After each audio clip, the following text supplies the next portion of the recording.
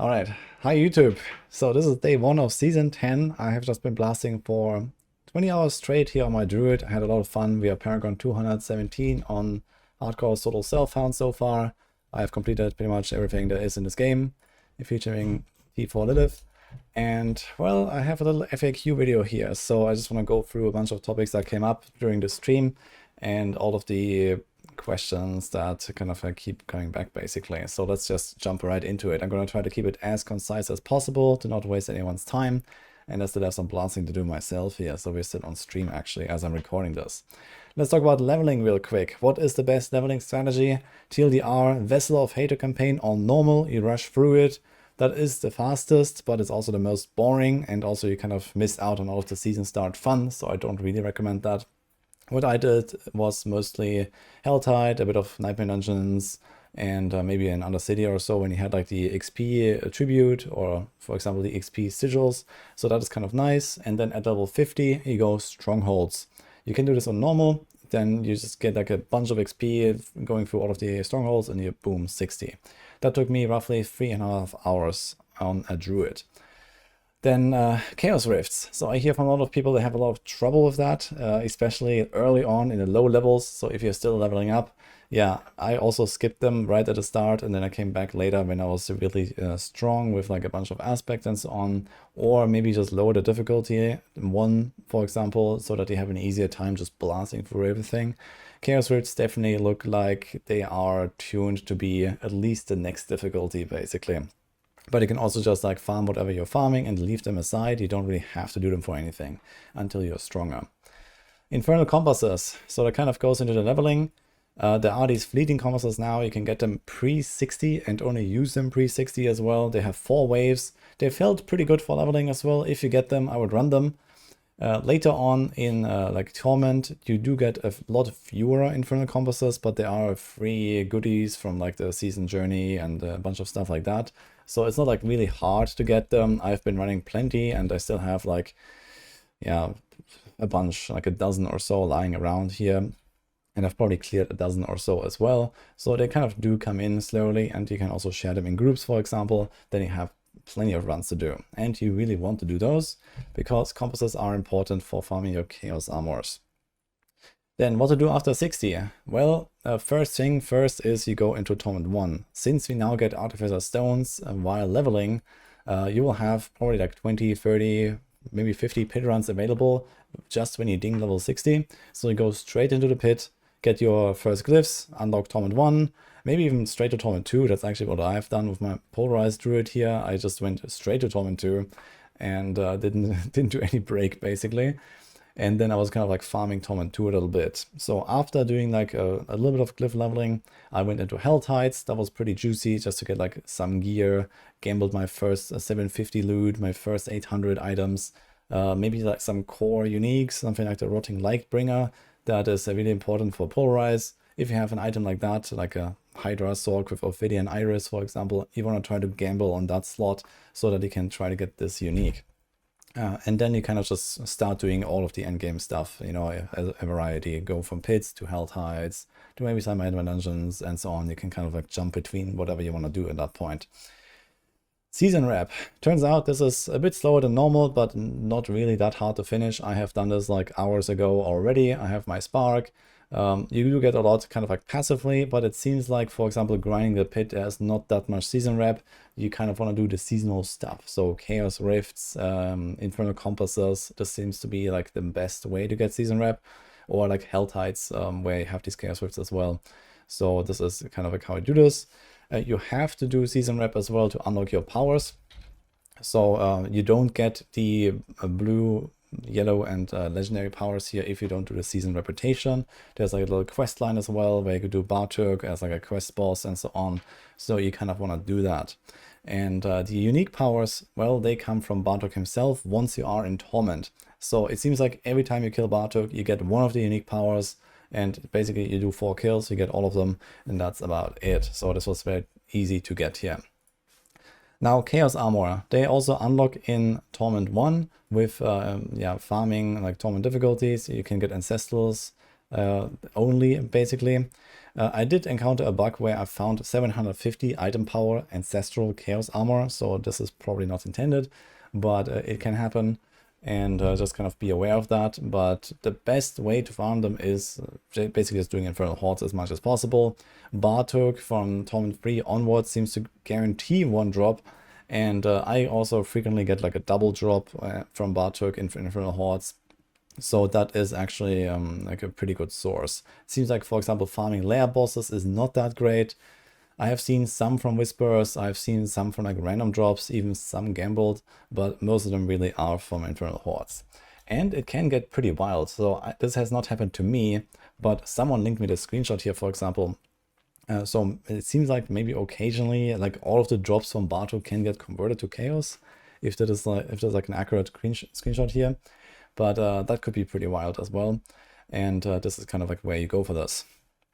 Then let's talk about the hordes themselves. So hordes have changed a lot. The boons are all crazy now. I have definitely noticed that there is a lot more combos available that are really good to get out of Aether than before. So previously it was like Hellborn or Bust, or maybe Aether Fiend, and that was almost about it. These days we have a lot of options here, and it seems like generally you do some sort of like combo between two like synergizing effects. So for example, I had a lot of success with Ether Lords. There is like one perk where you get Ether Lords instead of Ether Fiends, and then there's another one where you get like more juice from your Ether Lords, but they get tankier and stronger every time. And then there's, for example, another perk where those Ether Fiends that get converted into Ether Lords that can now spawn from a mass. So when you kill one of the etheric masses, then it spawns an Aether Fiend, and that converts, and then you have a lot of, suddenly a lot of Aether basically. So these kind of combos seem to work the best, where you have, one thing triggering another. The same can be done with Hellborn, for example, masses triggering Hellborn, or masses like leaving behind a Soul Spire. For example, also had a pretty good run with something like a mass plus Soul Spire combo, where the Soul Spires just gave me like 30 Ether each, and they were just constantly triggering and then pulling in enemies, and it was actually really good. So it seems like you want to try to build some sort of combo like that. Then there are also these chaos waves.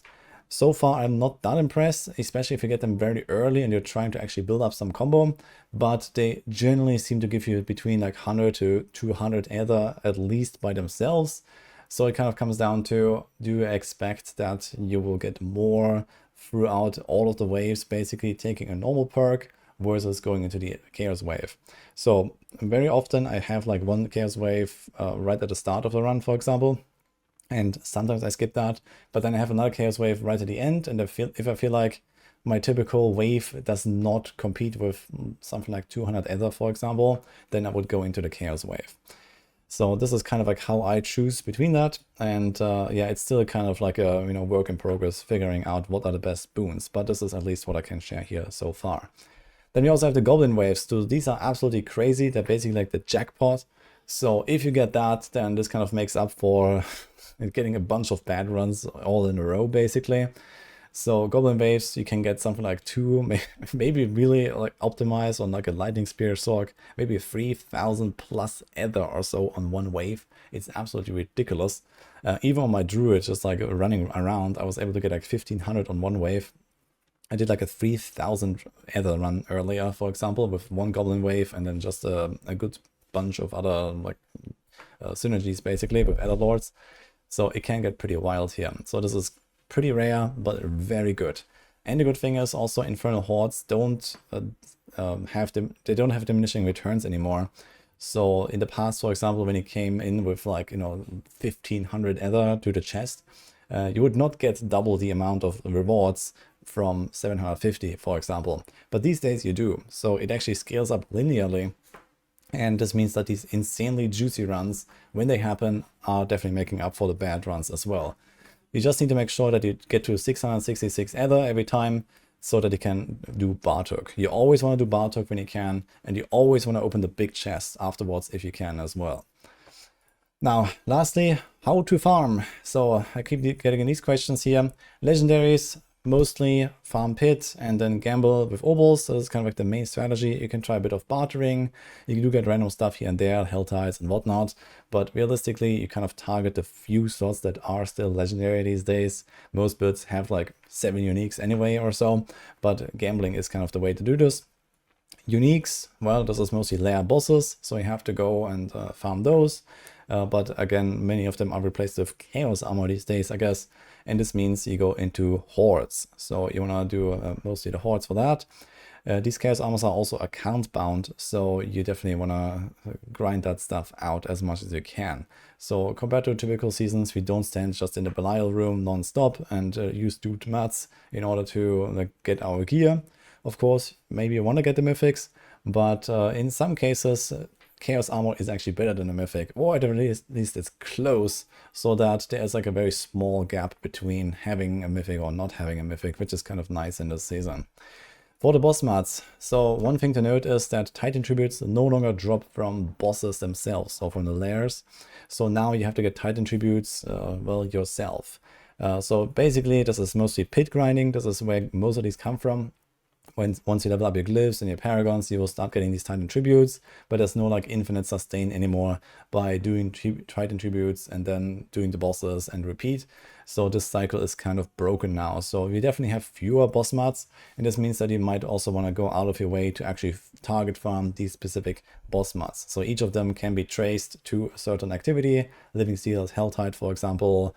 Urivar is Undercity, and Zir is like from Blood Maiden and so on. So you can also see this on the tooltips here where you get all the stuff. And this means that you probably want to like kind of target these activities a little bit more if there's a specific uniques that you need for your build. And lastly, Opticide is kind of the same as last season. Strong rooms are very good when you get Nightmare Dungeons with guaranteed strong rooms. Then you have the Opticide chest and Bartuk in Infernal Hordes. So I think that will generally solve most Opticide issues anyway, just because you farm Bartuk so much. But this is also very good. And then you also have the refinement tributes. These are kind of the best to run. They are like the fastest basically to get Opticide. And there can also be Chaos Rifts. So there's these Nightmare Dungeons here with Chaos Rift affix. These are pretty nice in general, just to get, you know, random stuff, random loot, kind of like everything.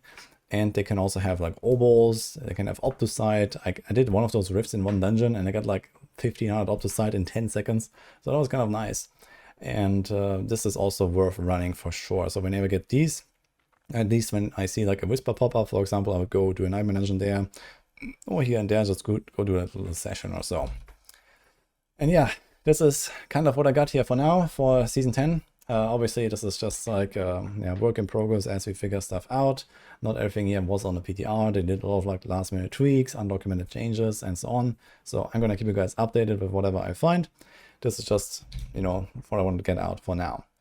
If there's anything else that I missed here, let me know. Otherwise, I'm going to go back to blasting. So hope you guys enjoyed this. Hope everyone had a good start in Season 10. I'll see you guys next time.